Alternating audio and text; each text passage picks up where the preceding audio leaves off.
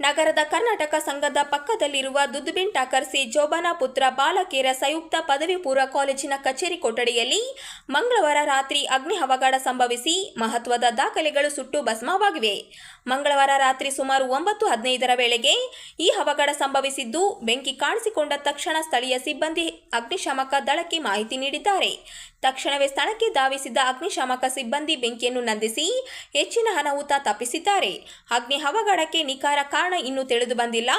ಬೆಂಕಿಯಿಂದ ಕಾಲೇಜಿನ ಕಚೇರಿ ಕೊಠಡಿಯಲ್ಲಿ ಸಂಗ್ರಹಿಸಲಾಗಿದ್ದ ವಿದ್ಯಾರ್ಥಿನಿಯರ ಪ್ರಶ್ನೆ ಪತ್ರಿಕೆಗಳು, ಉತ್ತರ ಪತ್ರಿಕೆಗಳು ಸೇರಿದಂತೆ ಹಲವು ಮಹತ್ವದ ದಾಖಲೆಗಳು ಸುಟ್ಟು ಕರಕಲಾಗಿವೆ ಎಂದು ತಿಳಿದು ಬಂದಿದೆ.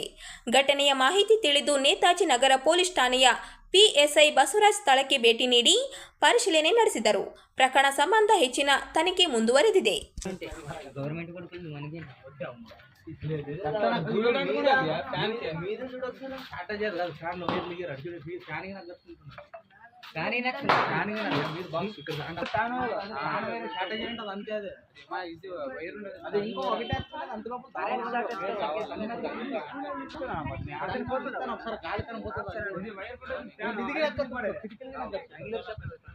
టేబుల్ మిగతా అన్ని గుంజుదామా ఇక్కడ బయటికి 112 ಮಾಡಿ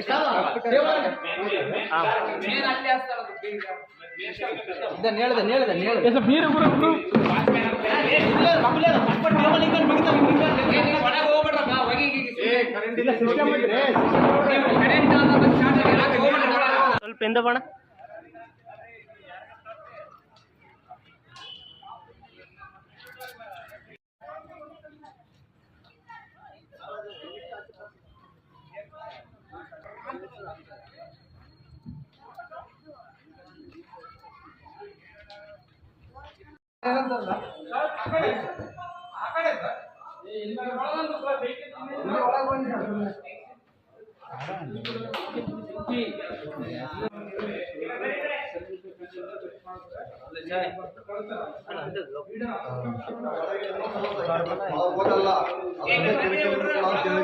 ಸರಿ ನಡೆಯೋ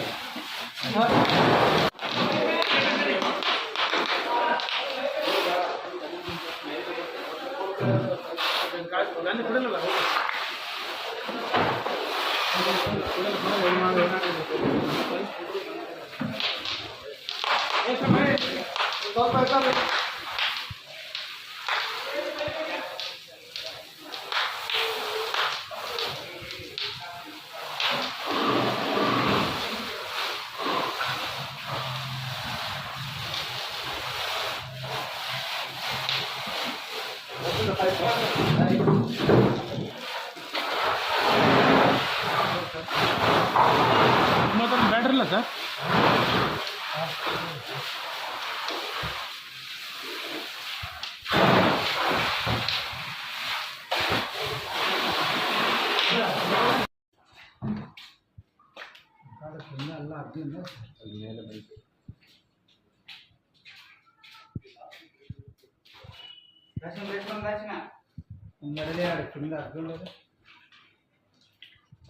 सर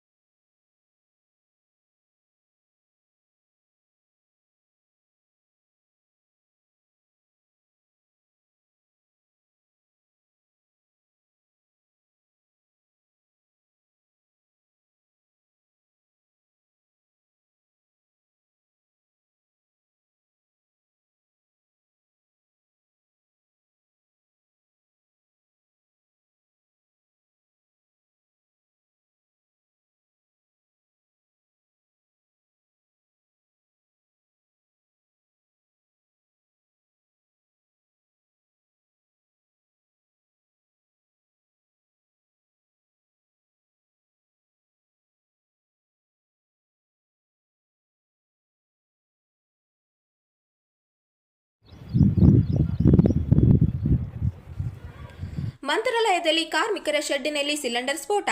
ಭಕ್ತರ ಹೊತ್ತಿ ಗೃಹಗಳ ಬಳಿ ಇದ್ದ ಕಾರ್ಮಿಕರ ಶೆಡ್ಡಿನಲ್ಲಿ ಆಕಸ್ಮಿಕ ಬೆಂಕಿಯಿಂದ ಸ್ಫೋಟ. ಬಿಸಿಲಿನ ತಾಪಮಾನ, ಶಾರ್ಟ್ ಸರ್ಕ್ಯೂಟ್ನಿಂದ ಸಂಭವಿಸಿದ ಬೆಂಕಿ ಅವಘಡ. ಸಿಲಿಂಡರ್ ಸ್ಫೋಟದಿಂದ ಬೆಚ್ಚಿ ಬಿದ್ದ ರಾಯರ ಭಕ್ತರು. ಅದೃಷ್ಟವಶಾತ್ ಘಟನೆಯಿಂದ ಯಾವುದೇ ಪ್ರಾಣಾಪಾಯವಾಗಿಲ್ಲ. ಕೂಡಲೇ ಸ್ಥಳಕ್ಕೆ ಆಗಮಿಸಿದ ಅಗ್ನಿಶಾಮಕ ದಳ, ಮಂತ್ರಾಲಯ ಪೊಲೀಸರು ಬೆಂಕಿ ನಂದಿಸಿದ್ದಾರೆ. ಶೆಡ್ಡಿನಲ್ಲಿದ್ದ 2 ಸಿಲಿಂಡರ್ಗಳನ್ನು ಹೊರತೆಗೆದು ಹೆಚ್ಚಿನ ಅಪಾಯ ತಪ್ಪಿಸಿದ್ದಾರೆ. ರಾಯರ ಮಠದಲ್ಲಿ ಕಟ್ಟಡ ಕೆಲಸ, ಟೈಲ್ಸ್ ಕೆಲಸ ಮಾಡಿಕೊಂಡಿದ್ದ ಕಾರ್ಮಿಕರ ಶೆಡ್ಡಿನಲ್ಲಿ ಅವಘಡ. ಬಿಸಿಲಿನ ತಾಪಮಾನದಿಂದ ಶಾರ್ಟ್ ಸರ್ಕ್ಯೂಟ್ ಉಂಟಾಗಿ ಬೆಂಕಿ ಹೊತ್ತಿಕೊಂಡು ಸಿಲಿಂಡರ್ ಸ್ಫೋಟ ಶಂಕೆ. ಶ್ರೀ ಸುಯತೀಂದ್ರ ತೀರ್ಥ ಕಾಲೋನಿಯಲ್ಲಿ ನಡೆದ ಘಟನೆ. ಸ್ಥಳಕ್ಕೆ ಮಠದ ಪೀಠಾಧಿಪತಿ ಸುಬುಧೇಂದ್ರ ತೀರ್ಥ ಸ್ವಾಮಿ ಭೇಟಿ ಪರಿಶೀಲನೆ. 5 ಶೆಡ್ನಲ್ಲಿ ವಾಸಿಸುತ್ತಿದ್ದ 20 ಜನರಿಗೆ ರೇಷನ್ ಅಗತ್ಯ ವಸ್ತುಗಳನ್ನು ನೀಡುವುದಾಗಿ ಭರವಸೆ. మంత్రాలయం పోలీస్ ఠాణే వ్యాప్తిಯಲ್ಲಿ ఘటನೆ. అందరూ ప్రతి ఒక్కరు ఊరు గ్రామ పెద్దలు, ఫైర్ డిపార్ట్మెంట్, మన గ్యాస్ వాళ్ళు, పోలీస్ డిపార్ట్మెంట్, ఇంకా ఎవరైనా పాపం వేరే రాష్ట్రం నుంచి పుట్టకూడ కోసం వచ్చారు కాబట్టి తలా ఇంత సాయం చేస్తున్నాం. సాయంత్రం అట్లా బెడ్షీట్లు అవన్నీ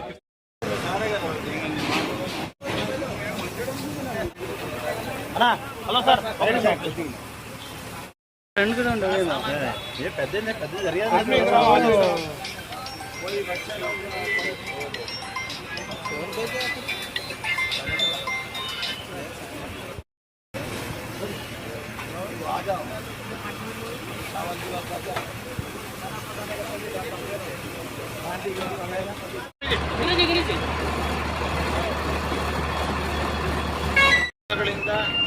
ಅನೇಕ ಕಟ್ಟಡಗಳ ಫ್ಲೋರಿಂಗು ಮತ್ತು ಫಾಲ್ಸ್ ರೂಫಿಂಗು ಮೊದಲಾದ ಕೆಲಸಗಳಿಗೋಸ್ಕರವಾಗಿ ಆಗಮಿಸಿದಂತಹ ಗುತ್ತಿಗೆದಾರರು ಅಲ್ಲಿ ಕೆಲಸ ಮಾಡುವವರಿಗೆ ತಾತ್ಕಾಲಿಕವಾಗಿ ನಿರ್ಮಾಣ ಮಾಡಿದಂತಹ ಶೆಡ್ಡುಗಳಲ್ಲಿ ವಾಸವಾಗಿರ್ತಾ ಇದ್ದರು.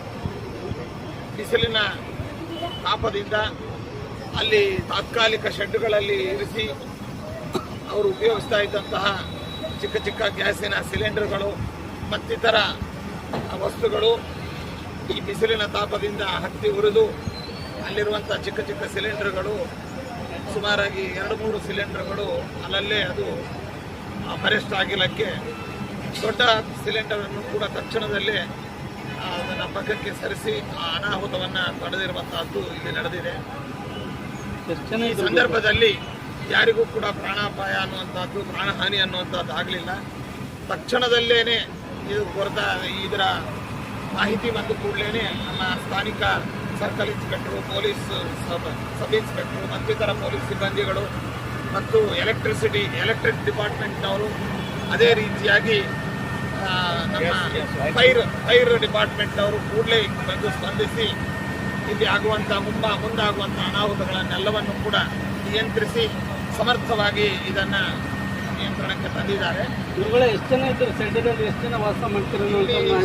ಅನೇಕ ಜನಗಳು ಇದ್ದಾರೆ, ಆದರೆ ಯಾರು ಕೂಡ ಆ ಸಂದರ್ಭದಲ್ಲಿ ಶೆಡ್ಡಲ್ಲಿ ಇರಲಿಲ್ಲ. ಅದೊಂದು ಮುಖ್ಯವಾದಂಥ ವಿಷಯ. ಪ್ರಕೃತಿಯ ಒಂದು ಬಿಸಿಲಿನ ತಾಪದಿಂದ ತನ್ನಷ್ಟಕ್ಕೆ ತಾನೇ ಹತ್ತಿ ಉಳಿದಿದೆ. ಯಾವುದೇ ತರಹದ ಅನಾಹುತಗಳು ಕೂಡ ಇಲ್ಲಿ ಸಂಭವಿಸಿಲ್ಲ. ಏನು ವಸ್ತುಗಳು ಮತ್ತು ಅಲ್ಲಿ ಅವರಿಗೆ ಅವರ ಬಟ್ಟೆ ಬರೆ, ದವಸ ಧಾನ್ಯಗಳು ಇವುಗಳು ಹಾಳಾಗಿದೆ. ಅದಕ್ಕೆ ಬೇಕಾದಂಥ ವ್ಯವಸ್ಥೆಯನ್ನು ಮಠದಿಂದಲೂ ಕೂಡ ನಾವು ಮಾಡಿದ್ದೇವೆ. ಮತ್ತು ಬೇರೆಯವರು ಕೂಡ ಸಾಮಾಜಿಕ ಕಳಕಳಿ ಉಳ್ಳವರು ಕೂಡ ಅದಕ್ಕೆ ಸ್ಪಂದಿಸಿ ಅವರಿಗೆ ಸಹಾಯ ಹಸ್ತವನ್ನು ಚಾಚಿದ್ದಾರೆ. ಯಾವುದೇ ಥರದ ಅವರಿಗೆ ಅಧೈರ್ಯ ಮತ್ತು ತೊಂದರೆ ಆಗದಂತೆ ಮಠ ಎಲ್ಲ ರೀತಿಯಾದ ಎಚ್ಚರಿಕೆ. ದಿನಾಂಕ 17 ಸಿರುವಾರ ತಾಲೂಕಾ ವಾಲ್ಮೀಕಿ ನಾಯಕರ ಒಕ್ಕೂಟದ ವತಿಯಿಂದ ದಿನಾಂಕ 17ರಂದು ಪಟ್ಟಣದ ಕ್ರೀಡಾಂಗಣದಲ್ಲಿ ಜಿಲ್ಲಾ ಮಟ್ಟದ ವಾಲ್ಮೀಕಿ ಜಾಗೃತಿ ಸಮಾವೇಶ ಹಾಗೂ ಸಮಾಜದ ಸಾಧಕರಿಗೆ ಸನ್ಮಾನ ಕಾರ್ಯಕ್ರಮ ಹಮ್ಮಿಕೊಳ್ಳಲಾಗಿದೆ ಎಂದು ಶ್ರೀ ಆದಿಕವಿ ಭಗವಾನ್ ಮಹರ್ಷಿ ವಾಲ್ಮೀಕಿ ಯುವ ಬಿ ಗ್ರೇಡ್ ಸಂಘದ ಮುಖಂಡರು ರವಿಕುಮಾರ್ ಅವರು ಹೇಳಿದರು.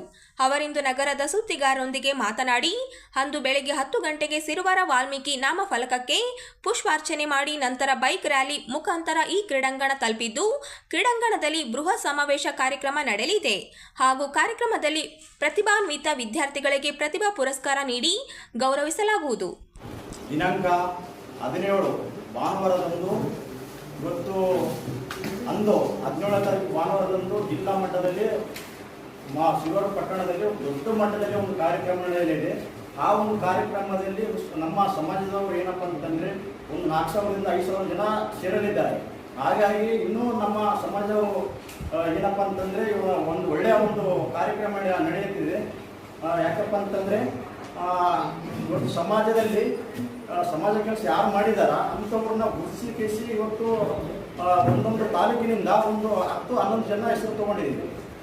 ಅವರಿಗೆ ಸಮಾಜ ಸಾಧಕರಿಗೆ ಕಾರ್ಯಕ್ರಮ. ಮತ್ತು ಆಮೇಲೆ ಇವತ್ತು ನಮ್ಮ ರಾಯಚೂರು ಜಿಲ್ಲೆಯಲ್ಲಿ ನಮ್ಮ ಸಮಾಜದ ವಿದ್ಯಾರ್ಥಿಗಳಿಗೆ ಇವತ್ತೇನಂದ್ರೆ 2,000ರಿಂದ 2,500 ಮಕ್ಕಳಿಗೆ ಇವತ್ತು ಪ್ರತಿಭಾ ಪುರಸ್ಕಾರ ಇಟ್ಕೊಂಡಿದ್ದೀವಿ. ಈ ಒಂದು ಕಾರ್ಯಕ್ರಮ ಯಾಕಪ್ಪ ಅಂತಂದರೆ ಒಂದು ಸಮಾಜದ ಬಂಧುಗಳು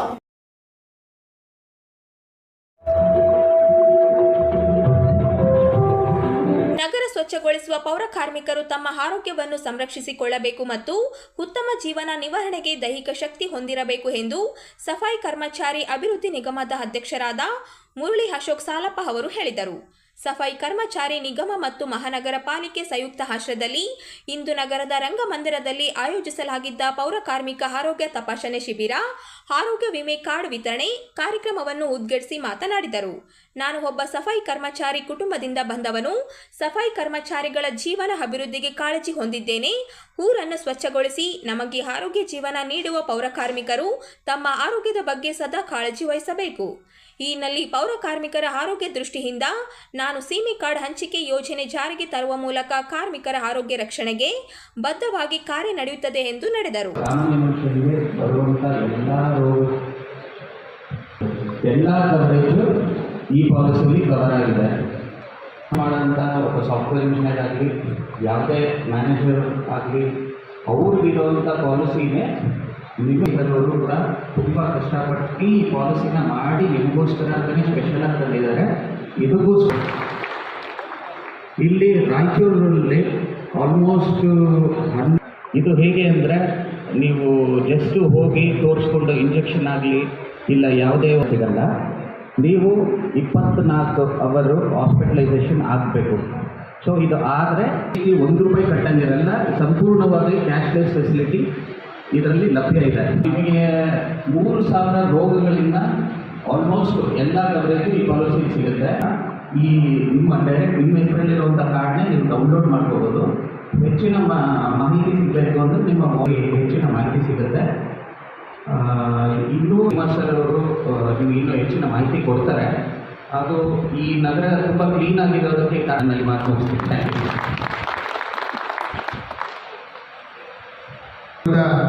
ನಮ್ಮ ರಾಜ್ಯ ಸಫಾಯಿ ಕರ್ಮಚಾರಿ ಅಭಿವೃದ್ಧಿ ನಿಗಮದ ಗೌರವದ MD ಸರ್ ನಮ್ಮ ಮುಂದೆ ಪ್ರಸ್ತುತಪಡಿಸಲಿದ್ದಾರೆ.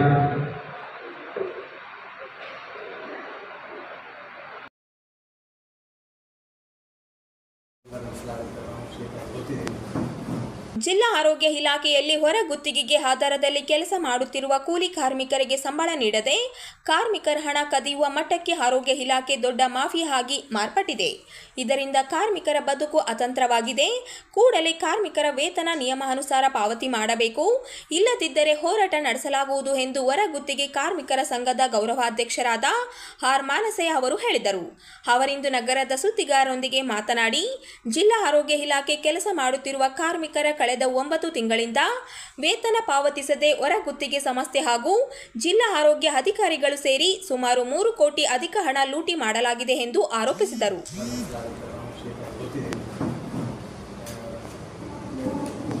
ಈ ಸಂಘಟನೆ ನಾವು ಕರ್ತರು ಮತ್ತು ಮಾಧ್ಯಮಗೋಷ್ಠಿ ಬರೋದೇ ಒಂದು ಹೋರಾಟ.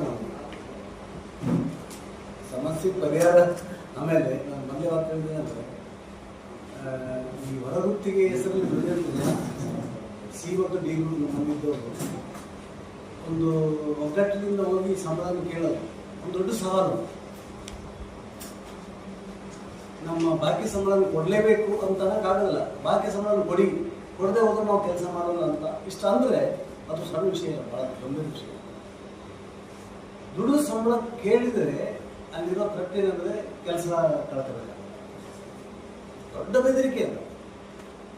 ಯಾರ್ಯಾರು ಬೇರೆ ಬೇರೆ ಇಲಾಖೆಯಲ್ಲಿ ದುಡಿತಾ ಇದ್ದಾರೋ 10 ವರ್ಷ 15 ವರ್ಷ 20 ವರ್ಷದಿಂದ ತಾವು ದುಡಿದ ಸಂಬಳ ತಾವು ಕೇಳಿದರೆ ಕೆಲಸ ಹೋಗ್ತದೆ. ಕೆಲಸ ಇರಬೇಕಂದ್ರೆ ಸಂಬಳ ಹೋಗ್ತದೆ. ಅತ್ತ ದರಿ ಇತ್ತ ಪುಲಿ. ಇಂಥ ಸಂದರ್ಭದಲ್ಲಿ ಆ್ಯಕ್ಚುಲಿ ನಾವು ಟಿ ವಿಷಯ ಮತ್ತು ನಮ್ಮ ಜೊತೆಗೆ ಅವ್ರು ಅಪ್ರೋಚ್ ಮಾಡಿದಾಗ ತುಂಬ ಡಿಸ್ಕಷನ್ ಎಲ್ಲ ಮಾಡಿದ್ಮೇಲೆ ಇಲ್ಲಿ ಕಂಡು ಬಂದದ್ದು ಏನಂದರೆ ಲಂಚ ಪಂಚ ಅಂದರೆ ಏನು ಮರೆಯೋದಿಲ್ಲ. ಲಂಚ ಭ್ರಷ್ಟಾಚಾರ ಅಂತ ಅಂತೀವಲ್ಲ, ಅದೊಂದು ಟ್ರೆಡಿಷನಲ್ ಅಲ್ಲ. ಭ್ರಷ್ಟಾಚಾರವನ್ನು ಸಂಪ್ರದಾಯ ಮಾಡ್ಕೊಂಡಿದ್ದಾರೆ ಆಳುವರ್ಗದವರು. ಆ ಲಂಚ ಅನ್ನುವಂಥ ಹಳೆ ಪದ್ಧತಿ, ಭ್ರಷ್ಟಾಚಾರ ಅನ್ನುವಂಥ ದುಷ್ಟ ಸಂಪ್ರದಾಯ ದಾಟಿ ಒಂದು ಮಾಫಿಯಾ ಇಲ್ಲಿ ಬೆಳವಣಿಗೆ ಆಗಿದೆ ಅಂತ ನನಗೆ. ಇಡೀ ಇಲಾಖೆಯಲ್ಲಿ ನೂರಾರು ಜನ, ಸಾವಿರಾರು ಜನ ಕೆಲಸ ಮಾಡುವಂಥ ಕೆಲಸಗಾರರ ಸಂಬಳವನ್ನ ಸರ್ಕಾರದ ಖಜಾನೆಯಿಂದ ಡ್ರಾ ಮಾಡಿ ಎನ್ಕ್ಯಾಶ್ ಮಾಡ್ಕೊಳ್ಳೋದು, ತಾವೇ ನೇರವಾಗಿ ತಗೊಳ್ಳೋ ಅಂತ. ಮತ್ತೆ ಆ ಸಂಬಳವನ್ನ ಯಾಕೆ ಕೊಡ್ಲಿಲ್ಲ ಅಂತ ಕೇಳಲಿಕ್ಕೆ ಆಗಲಾರ ಸ್ಥಿತಿಯಲ್ಲಿ ನೌಕರನ್ನು ಇಡುವಂತ ಒಂದು ಮಾಫಿಯನ್ನೇ ಇಲ್ಲಿ ಡೆವಲಪ್ ಆಗಿದೆ. ಅದಕ್ಕೆ ಇಲ್ಲಿ ಮೇಲ್ನೋಟಕ್ಕೆ ನಮಗೆ ಆಕ್ಚುಲಿ DHO ಕಾಣಿಸ್ತಾರೆ, ಜಿಲ್ಲಾ ಆರೋಗ್ಯಾಧಿಕಾರಿಗಳದಾರ, ಆಮೇಲೆ ಆಕ್ಚುಲಿ ಜಿಲ್ಲಾ ಆರೋಗ್ಯ ಕಚೇರಿಯಲ್ಲಿ ಅಧೀಕ್ಷಕರದಾರ, FDCಗಳು, ಸ್ಟಾಫ್ ಅಂಥವರಿದ್ದೆಲ್ಲ ಕಾಣಿಸ್ತಾರೆ. ಇವರೆಲ್ಲ ಕಾರಣೀಭೂತರು ಇದಕ್ಕೆ, ಇವರೇ. ಆದರೆ ಇವರಷ್ಟೇ ಅಲ್ಲ, ಇಲ್ಲ ಎಸ್ಪೆಷಲಿ ಹೊರಗುತ್ತಿಗೆಯ ಸಂಸ್ಥೆಗಳೇನು ಬರ್ತಿದ್ದಾವಲ್ಲ,